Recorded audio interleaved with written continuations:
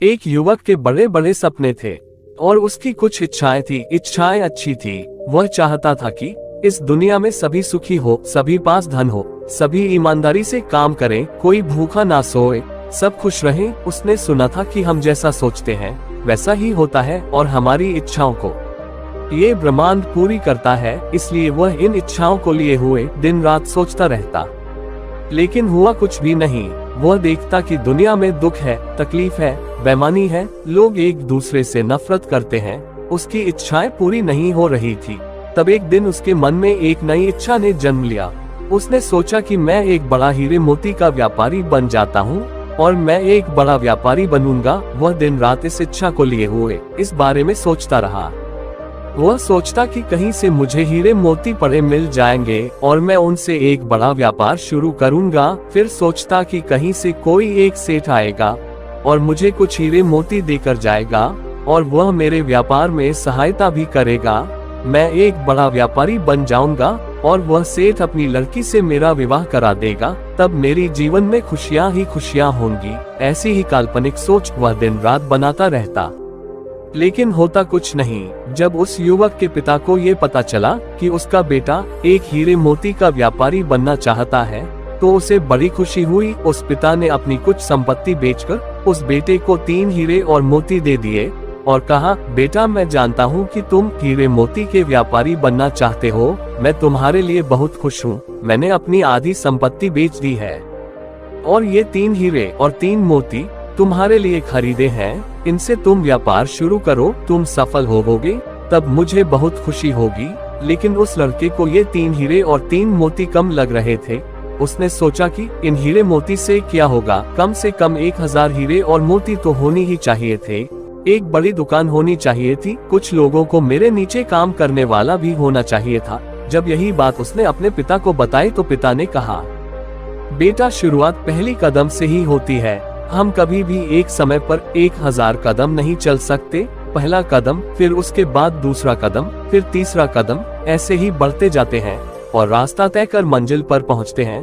तुम इनसे व्यापार तो शुरू करो, बाकी सब अपने आप हो जाएगा। उस युवक ने व्यापार आरंभ किया और सोचने लगा कि मैं 1 माह में ही ऐसा व्यापार करूंगा कि बड़े बड़े व्यापारियों में मेरा नाम शामिल हो जाएगा और एक बड़े व्यापारी की लड़की से मैं शादी कर लूंगा। तब मेरे जैसा व्यापारी यहाँ कोई नहीं होगा। लेकिन ऐसा कुछ हुआ नहीं। 1 माह में भी किसी ने उसकी उन 3 हीरे और मोतियों में से कुछ नहीं खरीदा। वह निराश हो गया। उसे लगा कि अब कुछ नहीं हो सकता, वह बड़ा व्यापारी नहीं बन सकता। अपने पुत्र को निराश होता देख उस पिता ने अपने पुत्र से कहा, निराश होने की आवश्यकता नहीं, हमें पहले बाजार को समझना होता है। जब हम परिस्थितियों को समझ जाते हैं तभी हम बाजार में कुछ बेच सकते हैं। तुम ये पता करो कि बाजार में किस प्रकार के हीरे मोती की मांग है। इन 3 हीरे मोती को बेचकर उन्हें खरीदो। पुत्र ने कहा, पिताजी मैंने ये पता किया था, लेकिन इन 3 हीरे मोती को बेचकर भी मैं उन हीरे मोती को नहीं खरीद सकता। उसके लिए अधिक धन चाहिए। पिता ने बची हुई संपत्ति भी बेच दी और अपने पुत्र को धन इकट्ठा करके दिया और कहा, पुत्र अब बस हमारे पास रहने लायक ही जमीन बची है। ये धन ले लो और कुछ अच्छे हीरे मोती खरीद लो। अब ये तुम पर निर्भर करता है कि हमारे हालात आगे अच्छे होंगे या बुरे। पूरी मेहनत करना, कोई कसर मत छोड़ना। पुत्र ने उन 3 हीरे मोती को बेचकर और उस धन से जो पिता ने दिया था 2 हीरे और 2 मोती खरीदे। उसने उन हीरे मोती से दोबारा व्यापार आरंभ किया और सोचने लगा कि मेरे इन हीरे मोती की चर्चा दूर दूर तक होगी और राजा स्वयं मेरे हीरे मोती खरीदने आएंगे और होनहार, तेज और बुद्धि वाला लड़का देखकर अपनी लड़की की शादी मुझसे तय कर देंगे। लेकिन 1 माह बीत गया और उसके पास कोई नहीं आया। किसी ने उसकी हीरे मोती में दिलचस्पी नहीं दिखाई। वह फिर से गहरी निराशा में चला गया और वह अपने पिता के पास वापस आया और उसने कहा, पिताजी मैं व्यापारी बनने लायक नहीं, आप ये दोनों हीरे रख लीजिए। पिता ने कहा, कोई बात नहीं, ये दोनों हीरे तुम ही अपने पास रखो और फिर से कोशिश करो। युवक ने दोनों हीरे अपने पास तो रख लिए, पर उसके मन में गहरी निराशा थी। वह फिर से सोचने लगा, काश दुनिया में सबके पास एक समान धन दौलत होती, ना तो कोई अमीर होता ना गरीब। जो कुछ भी करना चाहता वह तुरंत हो जाता। मैं व्यापार करता और तुरंत ही बड़ा व्यापारी बन जाता। अब तो कोई मुझे अपनी लड़की भी नहीं देगा। एक दिन युवक के मन में ख्याल आया कि वह अपने घर से कहीं दूर चला जाए, जहां पर उसके परिवार की जिम्मेदारी ना हो। अपने अकेले का ख्याल तो वह खुद रख सकता है। फिर उसने सोचा कि मैं सन्यासी बन जाता हूँ, मान सम्मान भी मिलेगा और जिम्मेदारियों से छुटकारा भी। यही सोचकर एक रात अपने घर से वह उन 2 हीरे मोती में से एक हीरा और एक मोती लेकर चला गया। जाते समय उसके ख्यालों में था कि वह बाहर मर्जी की जिंदगी जिएगा, न किसी की रोक टोक होगी और न ही किसी को जवाब देना होगा और न ही किसी की जिम्मेदारी होगी। जीवन को पूरी मस्ती में जिएगा। घर से जाते ही उसने वह एक हीरा और मोती बेच दिया और 6 महीने तक आराम से जिंदगी को काटा। अब उसके पास धन समाप्त हो गया था, उसके पास खाने के लिए भी पैसे नहीं थे और भूख किसी से बर्दाश्त नहीं होती। एक रात वह भूख भूख चिल्लाता हुआ इस आस में कि कोई उससे भोजन के लिए पूछ लेगा, एक रास्ते पर दौड़ता जा रहा था, लेकिन उसे किसी ने भोजन के लिए पूछा ही नहीं। तब उसे अपने घर की याद आई, अपने पिता और माँ की याद आई, लेकिन वह अब घर कैसे जाए। घर जाने की भी पैसे नहीं थे और ना ही घर जाने की हिम्मत शरीर में बची थी। वह एक पेड़ के नीचे बैठा रो रहा था। तभी उसे एक आवाज आई। उसने आवाज का पीछा किया और देखा एक भिक्षु नदी के किनारे पर बैठकर जोर से बोल रहा था, जो तुम चाहते हो वही तुम पाते हो, जो तुम चाहते हो वही तुम्हें मिल जाता है। बार बार वह यही बात दोहरा रहा था। युवक उस भिक्षु के पास गया और कहा, जिसे जो चाहिए वह मिल जाता है। भिक्षु ने कहा, हाँ बिल्कुल, जिसे जो चाहिए वह मिल जाता है, जो तुम चाहते हो वही पाते हो। युवक ने कहा, ऐसा कुछ भी नहीं है, मैंने अपनी जिंदगी में क्या कुछ नहीं चाहा, मगर मिला कुछ भी नहीं। भिक्षु ने कहा, तुमने अपनी जिंदगी में सपने देखे और तुम्हें सपने ही तो मिले हैं। सपनों की हकीकत नहीं जानते, आंखें खुलते ही सपने टूट जाते हैं और कुछ नहीं बचता। इसी प्रकार तुमने अपने सपनों को चाहा और वही तुम्हें मिले, सब टूट गए। सपने टूटने के लिए ही होते हैं। युवक ने कहा, तो क्या सपने देखना कुछ चाहना गलत है? भिक्षु ने कहा, नहीं, सपने देखना गलत नहीं है, कुछ चाहना भी गलत नहीं है। सपने वही देखो जो तुम पूरा कर सकते हो, उसी चीज को चाहो जिसे तुम पा सकते हो, जिसके लिए तुम कर्म कर सकते हो, जिसके लिए तुम मेहनत कर सकते हो। सपना बड़ा हो, चाहत बड़ी हो तो कोई बात नहीं, लेकिन तुम में वह हिम्मत होनी चाहिए कि तुम उसे अपने अधिकार में ला सको। तुम्हारे भीतर उस चाहत, उस सपने के लिए शक नहीं होना चाहिए।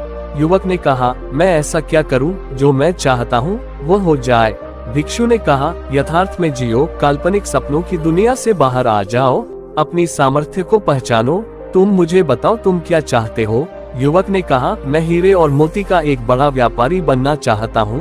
भिक्षु ने कहा, बस इतनी सी ही बात, ये काम तो बहुत ही आसान है और तुम बहुत आसानी से कर सकते हो। युवक ने कहा, आसानी से? पर कैसे? मैं तो ये करके देख चुका हूँ, हर बार असफल हुआ हूँ। भिक्षु ने कहा, मैं तुम्हें एक हीरा और एक मोती देता हूँ, इससे व्यापार आरंभ करो, सफलता अवश्य मिलेगी। अपना हाथ आगे करो। युवक ने अपना हाथ आगे कर दिया। भिक्षु ने उस युवक के हाथ पर कुछ रेत उठाकर रख दिया और कहा, ये लो पहला हीरा। युवक ने कहा, कहाँ है हीरा? ये तो रेत है, आप मेरा पागल बना रहे हैं। भिक्षु ने कहा, ये रीत नहीं है, ये समय है और समय किसी के लिए नहीं रुकता। जैसे ही तुम अपना हाथ सीधा करते हो, यह नीचे गिर जाता है। समय ही वह हीरा है जिसका उपयोग करके तुम कुछ भी कर सकते हो। अनगिनत हीरे तुम बना सकते हो। समय जैसे हीरे को बर्बाद मत करना, इसका भरपूर उपयोग करना। जिसने इस हीरे का इस्तेमाल अपनी जिंदगी में नहीं किया, वह धूल में मिल गया। युवक ने कहा, मैंने अपने व्यापार में समय का ही उपयोग किया था, मगर मुझे कुछ नहीं मिला। हमेशा समय का उपयोग करने से कुछ नहीं मिलता। भिक्षु ने कहा, इसके लिए मैं तुम्हें एक मोती देता हूँ। और भिक्षु ने उस युवक के हाथ पर एक कंकड़ रख दिया और कहा, ये वह मोती है जिसका उपयोग करके तुम अपने बुरे से बुरे समय में भी अपने सपने, अपनी चाहत को पूरा कर सकते हो। युवक ने कहा, और यह क्या है? भिक्षु ने कहा, यह मोती धैर्य है, संयम है। अगर तुम समय रूपी हीरे से लाभ नहीं कमा पा रहे हो तो तुम्हें मोती रूपी धैर्य का प्रयोग करना चाहिए।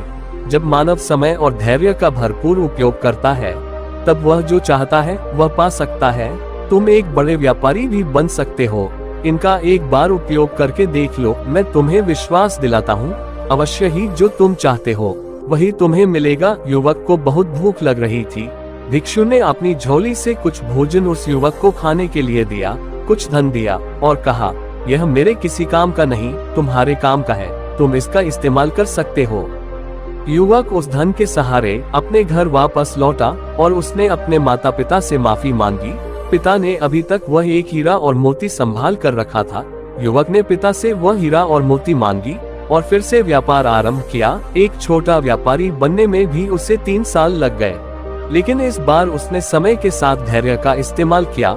लेकिन अगले 2 साल में वह एक बड़ा व्यापारी बन गया और उसकी शादी भी हो गई, लेकिन एक गरीब घर की गरीब लड़की से, जो उसने खुद पसंद की थी, क्योंकि जिस पैसे के कारण पहले वह शादी करना चाहता था, अब वह पैसा तो उसके पास बहुत था। हमारे जीवन में भी इच्छाएं तो कर लेते हैं, लेकिन उन्हें पूरा करने के लिए समय का उपयोग नहीं करते। ये हमारी इच्छाएं कुछ ऐसी होती है जो हमारे अधिकार क्षेत्र से बहुत बाहर की होती है। उन्हें अपने अधिकार क्षेत्र में लाना आसान नहीं होता, लेकिन नामुमकिन भी नहीं होता। जैसे अभी कोई कहे कि इस दुनिया की सभी लोग ईमानदार हो जाए, सुखी हो जाए, तो क्या ऐसा हो सकता है? बिल्कुल भी नहीं होगा। लेकिन कोई व्यक्ति इसके लिए प्रयास करता है और अपने प्रयास से बहुत हद तक अपने सपने को साकार कर सकता है। तथागत गौतम बुद्ध खुद इसका उदाहरण है। पूरी दुनिया सुख से रहे, यही उनका प्रयास था, और जो भी उनकी शरण में आया उसके दुख हमेशा के लिए समाप्त हो गए। इस दुनिया के बहुत बड़े हिस्से पर उनका प्रभाव है, और वह इसलिए है क्योंकि उन्होंने अपने समय का भरपूर उपयोग किया और हमेशा धैर्य बनाए रखा। लेकिन हम तो कुछ सोचते हैं, उसके लिए प्रयास करते हैं, फिर हमें लगता है कि यह है हमसे नहीं होने वाला और तुरंत ही उसे छोड़ देते हैं। तो फिर हमें लगता है कि हम अपने जीवन में कुछ नहीं कर सकते। लेकिन ऐसा नहीं है। जो आप चाहते हैं वह आपको अवश्य मिलता है।